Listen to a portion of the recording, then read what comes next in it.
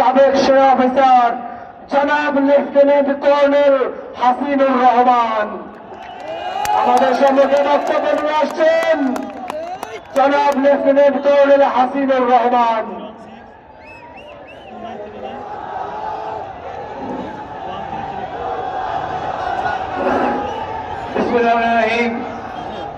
সবাই আসসালামু আলাইকুম।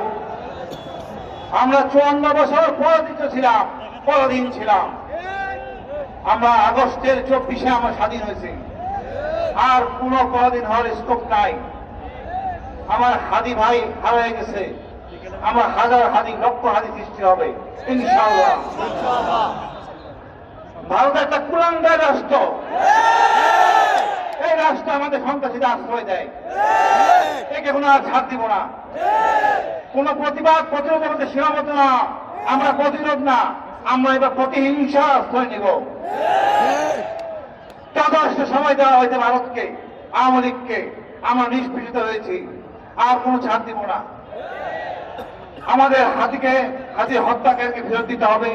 হাসিনা সহ আওয়ামী লীগকে ফেরত দিতে হবে তার 25 তারিখের মধ্যে। না হলে তা ভারত তার সার্বভৌমত্ব সংকুচিত হবে।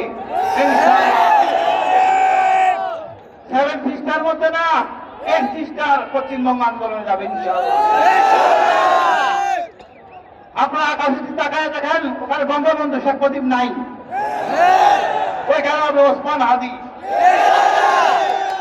আমরা এই হাদিদেরই চাই। আমরা এদেরকে নিয়ে গর্ববোধ করবো। ওই কুলাঙ্গার শেখ মুজিব না। আওয়ামী লীগ মানে লুটেরা খুন সফল করবে হতা এমন অপকর্ম তারা করে নাই। এই শেখ বংশ মানেই এলো গিয়া কুলাঙ্গার। এই ভারত আমাদেরকে চারিটুকি যুক্ত দিয়ে আমাদেরকে জঙ্গি তকমা দিত, আর সে সুযোগ দিব না। আমরা এক জাতির এক দেশ, পৃথিবীর একমাত্র দেশ। সুতরাং আমরা যথোপযুক্ত জবাব দিব।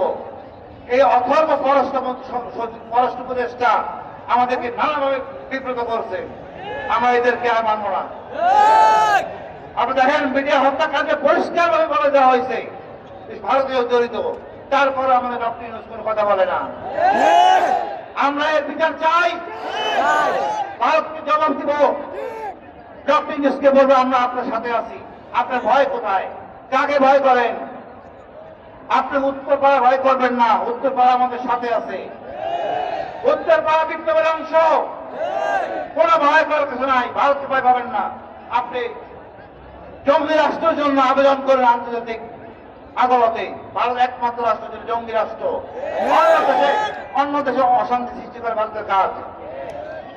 আমার এক স্বরাষ্ট্র উপদেষ্টা আছেন, উনি কবিতা সাহিত্যিক জানি না, উনি তবে ওই পদের মর্যাদার না। একটা খুন হয়েছে, গুলি হয়েছে, এই লোক তো ভারতে বলাবে, তা তো বিডিআরের সামনে দিয়ে যাবে। ওইখানে সতর্ক করলে পারতেন, উনি করেন নাই। এত ভদ্রলোক আমাদের দরকার নাই। সম্মানের সাথে পদত্যাগ করুন। সম্মানের সাথে আসিফ নজরুল আইনের বর্তায় দেখে এখন ঝামেলা করবেন না। আপনিও পদত্যাগ করুন। এক কুলাঙ্গার নির্বাচন কমিশনার বলে এটা বিচ্ছিন্ন ঘোষণা। এই কুলাঙ্গার নির্বাচন করে দরকার নাই। সরকারকে বলবো যে হাদির বিষয় বলতে পারে এটা মানে বিচ্ছিন্ন ঘটনা, তার মাথায় লাথি বের করে দেন। এই কমিশনের অধীনে নির্বাচন হবে না। ওনাকে পরিবর্তন করেন, জনগণের নির্বাচন নিশ্চিত করেন। আপনারা আগে আসেন, আমরা সবাই আপনার সাথে আছি। বাংলাদেশ দিকে হবে ইনশাআল্লাহ। ভারতের কোনো ছাড় দেব না। মাথা উঁচু করে দাঁড়াবো। আমরা সবাই হাদি, বাংলাদেশ দিকে হোক। ধন্যবাদ। আসসালামু আলাইকুম।